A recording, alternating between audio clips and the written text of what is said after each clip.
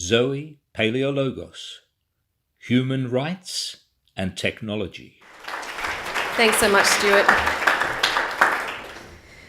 I'd like to begin by acknowledging the traditional owners of the land on which we meet today, the Kulin Nation, and pay my respects to elders past, present and emerging. I also acknowledge that there is a great wealth of lived experience and wisdom and expertise in this room, and it's a privilege to be with you all here at this gathering. I also see some friends of the Human Rights and Technology Project around the room, so it's great to see you. Some of us have been immersed in this topic of accessible technology for years and a lifetime even. Others of us are just dipping our toes at the beginning of the process now. Whatever it is, wherever you're at in this stage, you're dedicated to progressing an inclusive digital world, a digital world without barriers. You may have experienced yourself exclusion from a particular technology, an old one or a new one, or maybe you're an advocate for someone else who's experienced some sort of exclusion from a piece of or many pieces of technology. Whatever it is, you know what it feels like to fight for equity and inclusion across many realms, probably not just the digital realm. I just wanted to gauge the room as we start today about how many coders and designers and techies we have in the room. I realise I'm up against Amir, and so I totally understand with Amir and Kira next door. It's a tough gig, but I'm really pleased that we're here. So I had a couple of hands over here. Quite a few. That's fantastic. I'm so glad that you're here with us. Even though I probably should give you a full disclosure of the fact that we're going to have some legal content in the next 25 minutes. I can see Lainey smiling, so I've got... but it is really important that we're having this discussion because we're talking about systemic change. And I'm really excited that you're here to be a part of that. In terms of my background, I have personal and professional experience in being an advocate, in fighting for equality and inclusion for people who experience various forms of disadvantage in the community. I do not have lived experience like many of us here today. So please allow me to start with a short excerpt from a story that Emma Benison told at our Human Rights and Technology Conference in July. Emma Benison is the CEO of the Blind Citizens Australia, and she shared about a hugely transformative piece of technology in her life. So quoting Emma, "I'm very optimistic about technology in general terms. I love it. I'm excited by it. I also think that it excludes quite a lot of people, particularly older people, which are a large percentage of Blind Citizens Australia's membership. This morning I was staying at a hotel and I walked into the lift and lo and behold, there was no braille or button. I'm not complaining, there was a button at least. I have had an experience of a touchscreen lift not too long ago. However, I called IRA, which is a remote visual interpretation service for people who are blind or vision impaired. And that service at the moment is provided from the US. I called them up and I said, I'm in an elevator and I can't figure out where the ground button is because there's no tactile markings. You wear a pair of glasses and you can use your phone's cameras. She said, just tip your head forward a little bit. So I tipped my head forward. If you just move your finger up one button, you'll be on the ground button. And off I went. She was able to guide me out and into the reception where I met my friends. Very exciting, totally game-changing. I have to say that probably not since the time that I got my first personal computer in 1988 have I experienced such a strong emotional response to a piece of technology as I have to this, because it really does spell liberation for me.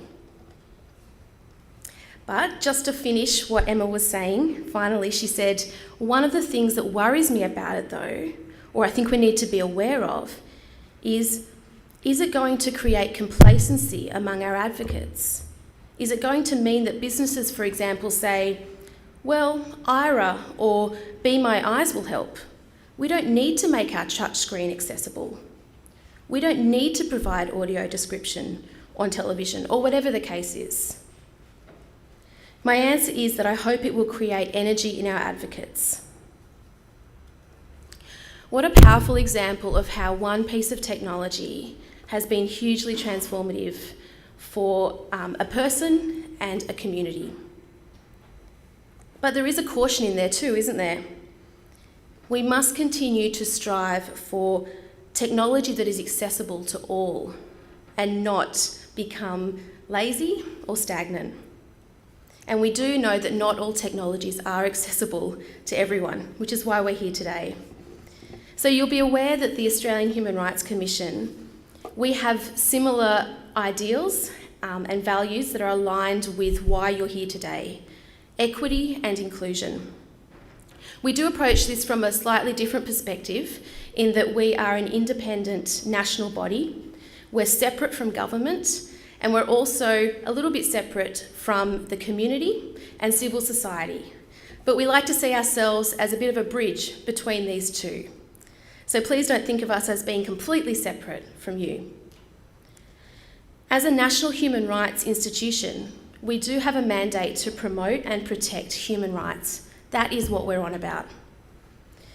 And as Alistair mentioned this morning, that includes policy and law development, looking at systemic changes, also handling complaints of breaches of human rights. It also includes education and awareness of human rights across the nation. Policy and legal development to improve human rights means that we need to hear from the community. We need to hear from people like yourselves, people with lived experience, advocates, designers, coders, people in the tech industry. Because as the title suggests, Human Rights and Technology Project cannot be in isolation from either the human rights realm or the technology realm. So that's your role in this project.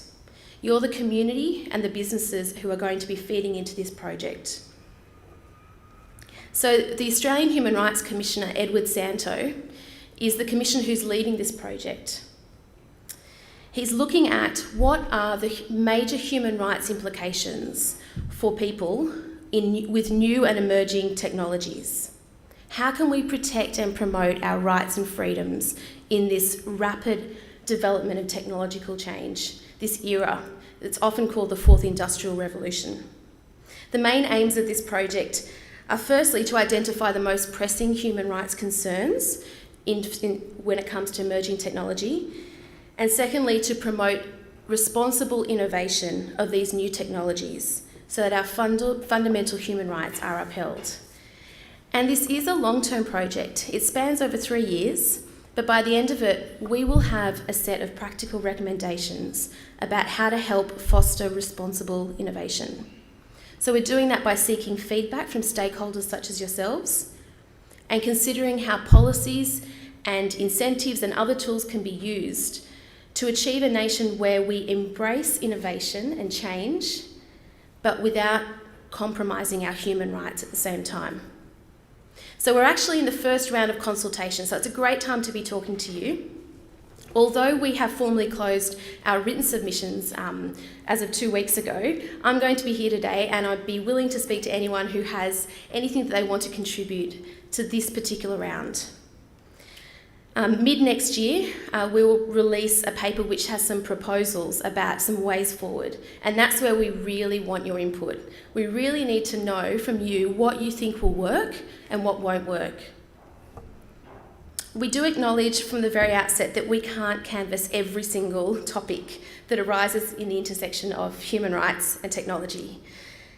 We are focusing on a limited number of issues so that the Commission so that when we make our recommendations, they're practical, they've been informed by in-depth research and stakeholder engagement, but we also hope that they can provide a foundation for other realms in technology and human rights. So far, we've identified 3 major areas that we're looking at.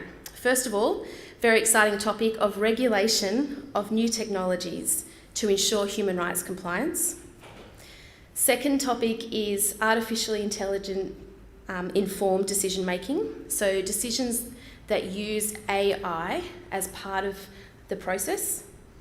And thirdly, and relevantly for us, accessible technology for people with disability. If I could maybe springboard a little bit off Jessica's introduction to Disability Studies 101 and say that one of the modules could be Human Rights Framework and Disability in that course. I'd like to just give you a brief overview of what we're talking about when we speak of a human rights framework. The Commission is primarily concerned with upholding and protecting human rights. And what does it mean to actually approach emerging technologies through this lens? Well, human rights reflect the idea that all humans are born free and equal in dignity and rights. And thanks to Ashley for reminding us of what that means in terms of equality for her and also for the community. We're all entitled to enjoy our human rights for one simple reason, that we are human. We possess rights regardless of our background, age, gender, sexual orientation, political opinion, religious belief, or other status. Human rights are centred on the inherent dignity and value of each and every person, and they recognise humans' abilities to make free choices about how to live. We have what's called the International Bill of Human Rights, which sets out a broad spectrum of rights. Now, this comprises of 3 instruments. We have the Universal Declaration of Human Rights. Many people will have heard of that. We also have the International Covenant on Civil and Political Rights. And thirdly, the International Covenant on Economic, Social and Cultural Rights. The human rights that are set out in these 3 instruments are also supplemented by some other conventions and instruments. Importantly, there's the Convention on the Rights of Persons with Disabilities, which is important for us to consider briefly. When it comes to all of these international conventions, the Australian government has committed to respect, protect and fulfil these human rights, which are outlined in those human rights treaties. Now, some of those rights are enshrined in our national law, others are not. It won't take you long to think about some of your fundamental human rights and be able to draw a connection between what you know is emerging in technological use and what you think might be compromised or impacted when it comes to your human rights. Just to name a few, we've got the right to equality and non-discrimination, the freedom of expression, the right to benefit from scientific progress, freedom from violence, the right to privacy and the right to education, access to information and safety for children, the right to a fair trial and procedural fairness, and significantly, accessibility for people with disability. So we've heard a little bit about the Disability Discrimination Act this morning from Alistair. If we think more broadly, across the world, we have the Convention on the Rights of Persons with Disabilities. Now, this convention imposes general and specific obligations, including accessibility, equality of opportunity, independence, and full and effective participation and inclusion in society for people with disability.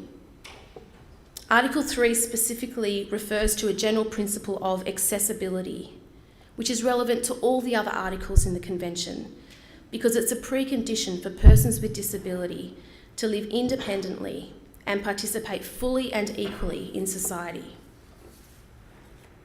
Article 9 also refers to appropriate measures to ensure that persons with disabilities have access on an equal basis with others to any technology and service that is provided in the public.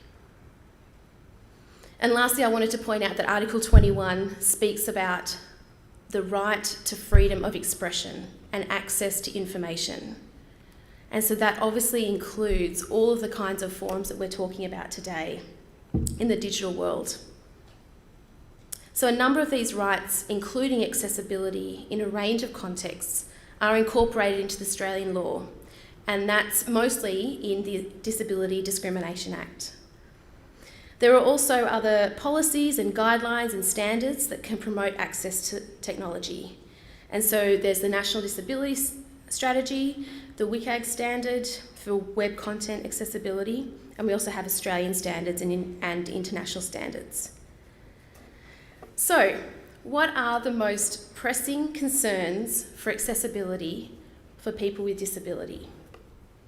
If I can borrow a quick analogy from a participant at one of our consultations, she asked the question, what are the ramps in the digital world? So where are these ramps in the digital world? For years and years, advocates and community members were going on about how important it was to have ramps in buildings. In new builds, how important it was that they would be included in the construction, the design and construction of new buildings. Then it was legislated and mandated, and it was a given. No one's asking that question all the time anymore. So where are the ramps of the new digital world? What must be incorporated into the design and construction of new technologies to make sure they're accessible for all of us? And we do know that the human rights impacts of technology differ for different people, different groups in the community. Accessibility means something different for different users of technology, as we've heard about today. We know that accessibility focuses on the user experience of both inputting and consuming information. The whole goal is to remove the barriers to technology, services and goods. We also know that universal design is a principle that many of us will have heard of, but it refers to that accessible approach to designing products and services, focusing especially on ensuring that people with disability, as well as others with specialised needs, are able to use those products and services. Inclusive design, now that's a closely related concept, but it is different, and that is design that considers the full range of human diversity with respect to ability, language, gender, age, and other forms of human difference. So at the Commission, we do have the important responsibility of promoting the law of accessible products and services for people with disability. So this project is about upholding the human rights of people and ensuring their rights are embedded in a nation's policy framework. Can I say at this point that this is quite different to an ethical approach? A technology ethicist would probably identify standards and values, responsibilities that support individuals to make good decisions. So we're hearing a lot of feedback from people in the community, be it businesses or advocates, about how some people are adopting an ethical framework, a commitment to the good. And this is a good thing, this is a very commendable thing.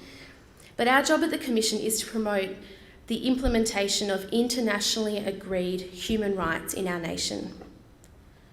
What happens, for example, when an ethical code can be modified for commercial convenience? Or what happens when an ethical statement is so broad, such as do no harm, so that it ends up being ineffective for a designer or a coder who's trying to build something that's accessible? A human rights approach ensures that ideas and concepts of rights and freedoms are embedded in effective policies, practices, and practical realities. So we're not saying that every single issue that arises with new technology can definitely be dealt with the existing human rights framework. But we do believe that we have a robust framework from which to build upon. And from there we can identify the gaps for improvement. That existing framework has been effective and adaptable in many different contexts for 70 years now, and it should be the foundation for protecting the rights of people with disabilities. So a few months ago, we did launch our issues paper, and in it we posed a few questions. Here's a nice little look at our issues paper. And we asked people to let us know what they think are the biggest opportunities and challenges for people who are trying to access technology, especially people with disability. We also asked what changes should be made to the law, and how can the private sector be encouraged or incentivised to develop and use accessible and inclusive technology.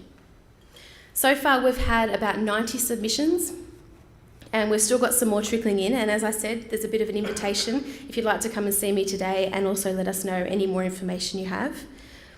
But we've also been conducting lots of roundtable discussions, and we've had talks with about 220 people over the last couple of months, and we've got about 5 more roundtables to go.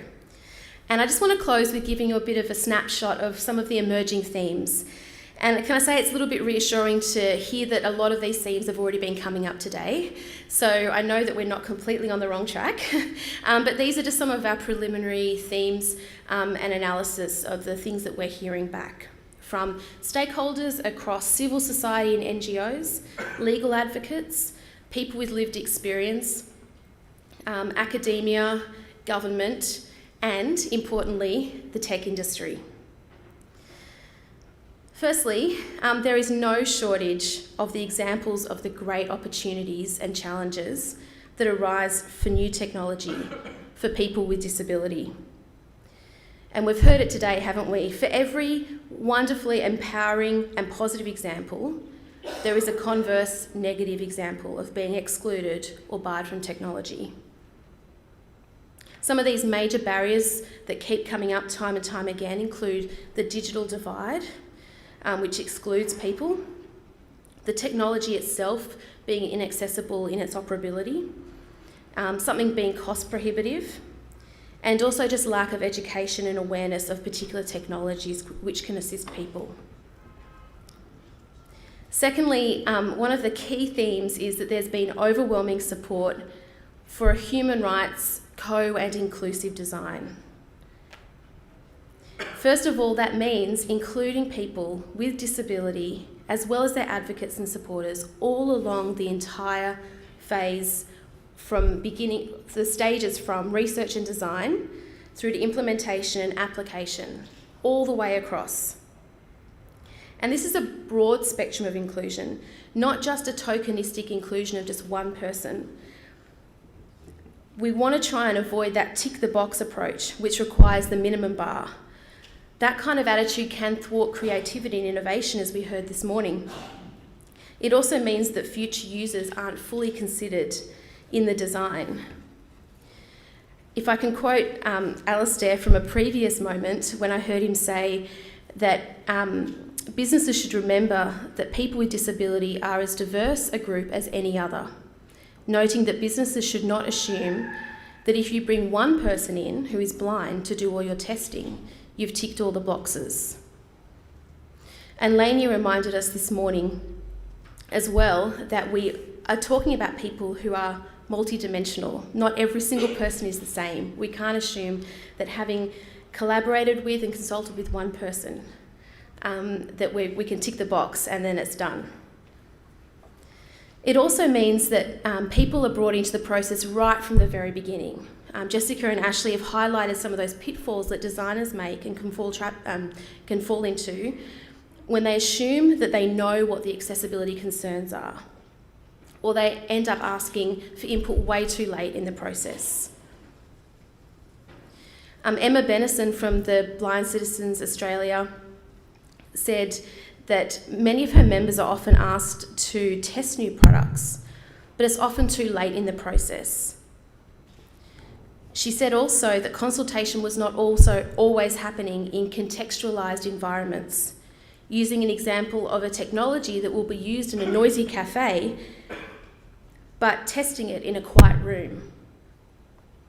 We've also been hearing a lot about how accessible features can actually support many people in the community, many more than those who were initially targeted. For example, captioning on TV.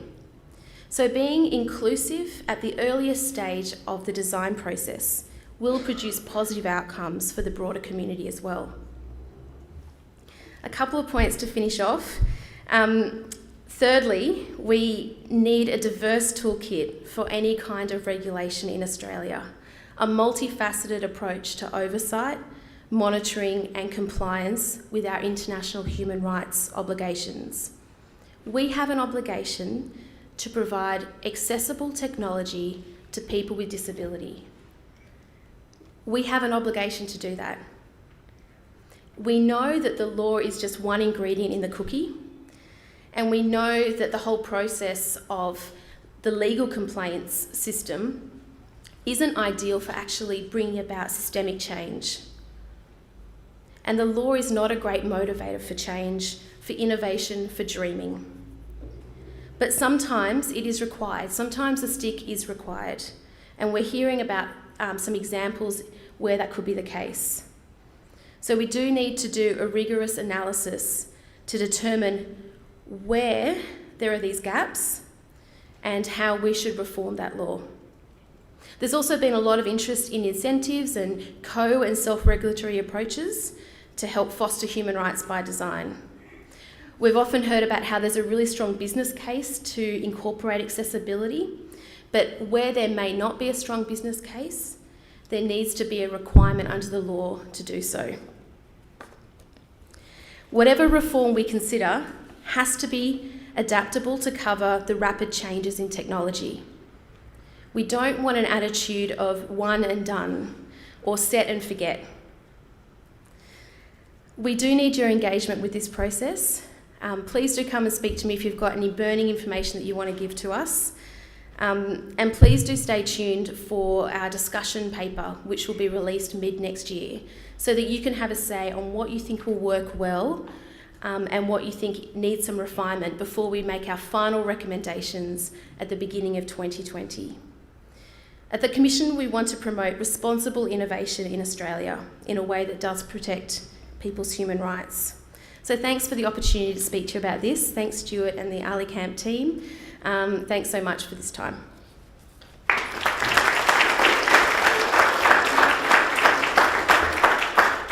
Ali Camp, October 2018.